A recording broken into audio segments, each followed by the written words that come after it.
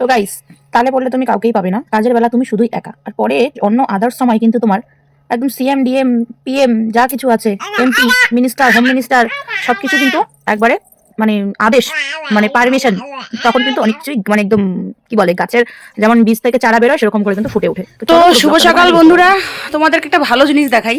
এই যে ভাত বসিয়েছি, রান্না করছি চা পাতা খড়ি দিয়ে, ঠিক আছে। তার সাথে কাটছি আমি সবজি। মেয়েকে এতক্ষণ থেকে একটু বই পড়ালাম। এই যে বালতিতে, জলের বালতিতে হাত মাত ঢুকিয়ে একবার জামা টামা ভিজে ফেলেছে। এদিকে যা। তো এই বাচ্চা কাচ্চা নিয়ে না সংসারের কাজ করা, রান্না বান্না করা, এত কিছু সামলানো একা সংসারে না চারটিখানি কথা নয়। যে করে সেই বুঝে একমাত্র। তো যাই হোক, মজা নেওয়ার তো মানুষের অভাব নেই, প্রথম কথা। দ্বিতীয় কথা হচ্ছে, মানে কি বলবো, অন্য সময় হাজারো মানুষ থাকবে, অনেক মানুষ থাকবে, কিন্তু এই সময়টা, এই কাজের বেলাটা তুমি যখন খুব জঞ্জাল করে কাজগুলোকে সামলাবে, তখন তুমি মানুষ পাবে না। কিন্তু আদার্স অন্য সময় অনেক মানুষ পাবে। এই যে এখন আমার অবস্থা এটা।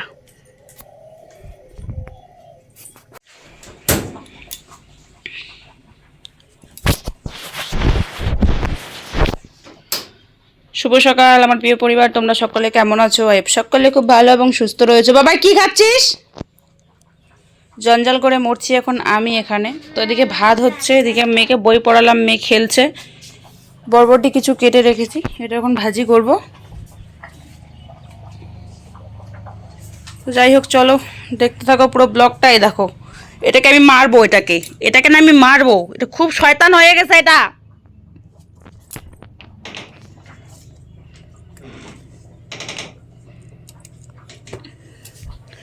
আকাশটা খুব মেঘলা মেঘলা ওয়েদার। কালকে রাত্রেবেলাও টিপটিপ করে একটু বৃষ্টি পড়লো, আজকেও সকালবেলা দেখি বৃষ্টি পড়লো। এখন যে কী হবে সেটাই তো জানি না। তো ওই ঘরে ঝাড়মার দিতে যাব এখন, আর ভাত কটা এদিকে ততক্ষণে হোক। তো চলো দেখতে থাকো।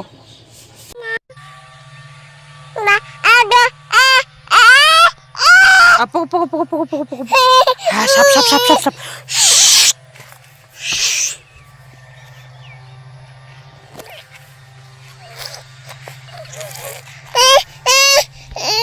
সত্যি কথা বলতে কোনো কিছু আর ভালো লাগছে না। আমি কি করব কিছুই বুঝে উঠতে পারছি না। কখন যে আমার একেবারে মাথা মুথা মানে এমন হয়ে যাচ্ছে এখন, মানে কোনো কিছু মনেও থাকছে না, এরকম হয়ে যাচ্ছে। মনে হচ্ছে আমি স্মৃতিশক্তি সব হারাই ফেলছি। তো যাই হোক, মেয়েকে নিয়ে এপাশ ওপাশ এদিক সেদিক এই সেই করতে করতে করতে করতে আমার তো প্রায় অর্ধেকটা দিনের সময়টাই চলে যায়, বেশিরভাগ সময়টা এরকম করে চলে যায়। তোমাদের সঙ্গে কী দেখাবো, কী করবো কিছুই বুঝতে পারছি না। যখন একটু টুক করে ফাঁকা পাচ্ছি অমনি কাজে লেগে পড়ছি, তখন আর ক্যামেরাটা সেট করা হয়ে ওঠে না। তো যাই হোক, চেষ্টা করি তোমাদের একটু একটু করে দেখানোর, রোজ দিন না হলেও কিছুদিন পর পর।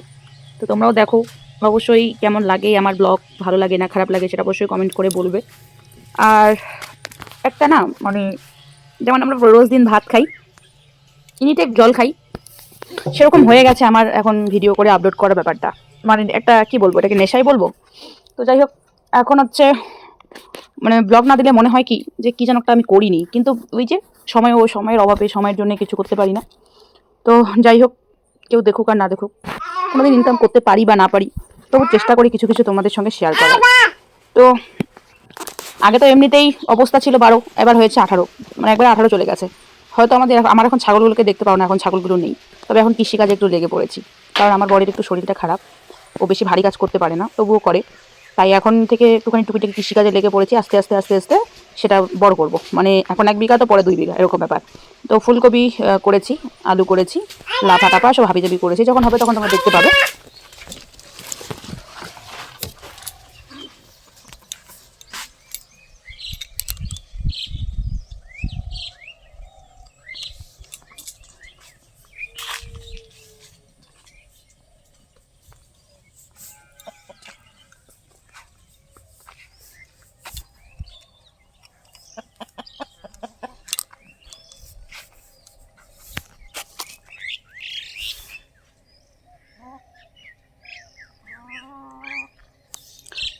এই যে আমাদের বাঁধাকপিগুলোকে অর্ধেকটাই হচ্ছে মানে কি বলে খরগোশ এসে খেয়েছে।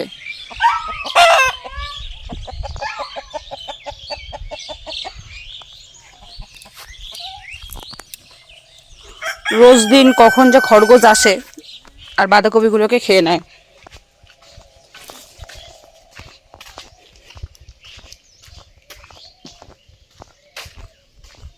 তো গাইস সারাদিন একটা কারণে আমি তোমাদের সঙ্গে কোনো রকম ব্লগ শেয়ার করিনি, চলে এসেছি রাত, এখন বাজে 6:30, এখন তোমাদের সঙ্গে ব্লগ শেয়ার করতে। তো মেয়ে ওই ঘরে ঘুমিয়েছে, মেয়েকে দেখছি আর দৌড়ে এসে রান্না করছে, কারণ বাবা খাবে, ভাইও কাছ থেকে এসেছে, ঠান্ডা লেগেছে, আজকে সারাদিন বৃষ্টি পড়ছে, ভাইও ভাইয়ের বাড়িতে চলে গেছে, বাবা বাজারে গেছে, আমার বরটাও বাজারে গেছে। তো এবার আমি কি কাণ্ডটা ঘটিয়েছি সেটা চলো চটপট তোমাদের সঙ্গে শেয়ার করি।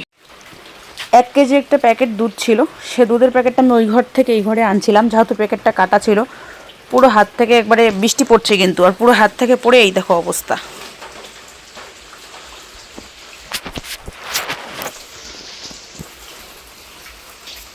মানে একদম পুরোপুরি শেষ, কিছু করার নেই। এবার চলো ডিম অমলেট করবো, আর এই যে এই ইয়েটা সয়াবিন আলু দিয়ে দিয়ে বানাবো। তো চলো দেখতে থাকো। আর এখানে আমি দুপুরে সব কিছু সমস্ত কিছু রান্নাবান্নাগুলো মানে এক জায়গায় করে টমিকে খেতে দিলাম, মানে ভাতের মাড় গরম করে গরুকে দিলাম, আর আমি এখন করছি রাতের জন্য গরম গরম রান্না সকলের জন্য। তো চলো দেখতে থাকো। খুব তাড়াহুড়োর মধ্যেই রয়েছি, তো আমি এখন খাওয়ার জন্য বানাবো টিফিন, সেটাই তোমাদের সঙ্গে শেয়ার করবো, চলো দেখতে থাকো। তো এই জাস্ট রান্না হলো, এই যে বাবা আর ভাইয়ের জন্য এখানে ভাত, তরকারি, ডিম রেডি করে রেখেছি। তো এখন ওই বাড়িতে এগুলো পাঠাবো, আর তারপর আমরা খাওয়া দাওয়া করব। তো চলো আজকের মতো এইটুকুই। কেমন হয়েছে অবশ্যই কমেন্ট করে জানাবে, আর ভালো লাগলে পাশে